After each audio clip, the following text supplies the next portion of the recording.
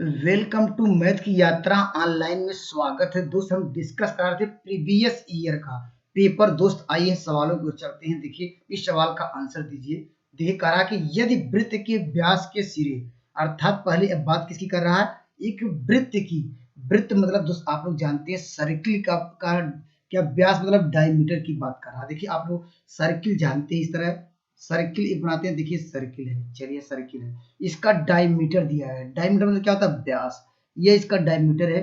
इसकी जो पॉइंट आपको दिए गए हैं ए, यहाँ पर बी, इसका पॉइंट बी का पॉइंट पहले ले लेते हैं 8,6 ले दिया गया है, और इसका पॉइंट क्या दिया गया है, माइनस क्या है कामा, यहाँ पर क्या है 2 दिया गया। आपको कहा क्या, इसका केंद्र, इसका सेंटर क्या होगा। सेंटर मतलब क्या होता है, इसका मध्य बिंदु क्या होगा। इसका सेंटर ही क्या उसका मध्य बिंदु होगा।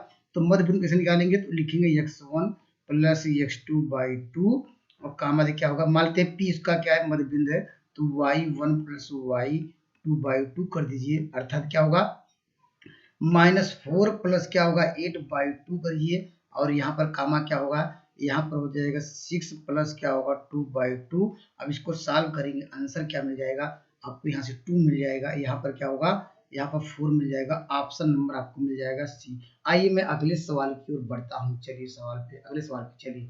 इस सवाल का उत्तर दीजिए दोस्त। यह भी फार्मूला बेस्ड सवाल है। आप लोग जानते हैं जब भी क्या है सेंट्राइड की बात करता है उसका माध्यिका किस अनुपात में काटती है। यह फार्मूला बेस्ड आप लोगों को याद होगा ये यहाँ पर, क्योंकि जो रेशियो होता था हम लोग जानते हैं क्या होता है। ये जो रेशियो इस तरह हम लोग जब डिवाइड करते थे यह माध्यिका और माध्य में, यह क्या होता था हमेशा 2:1 रेशियो में होता है। तो इस सवाल का आंसर मिल जाएगा ऑप्शन नंबर बी। ये सबको याद होगा ये, तो यहाँ पर इसमें मुझे बताने की जरूरत नहीं है। आइए मैं अगले सवाल की ओर लेकर चलता हूँ। चलिए इस सवाल, ये भी फार्मूला बेस्ड सवाल है।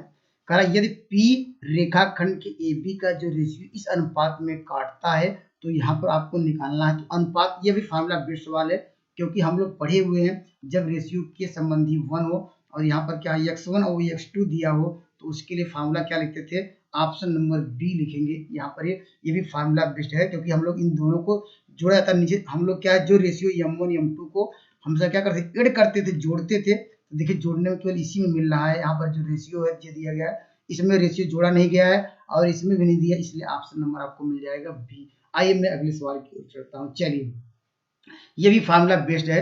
कह रहा एक जो सरल रेखा है वह क्या होता है, 1 डायमेंशन होता है, एक बीमी होता है। ऑप्शन नंबर आपको मिल जाएगा ए। आइए मैं अगले सवाल के लिए चलता हूँ। चलिए इस सवाल का उत्तर दीजिए।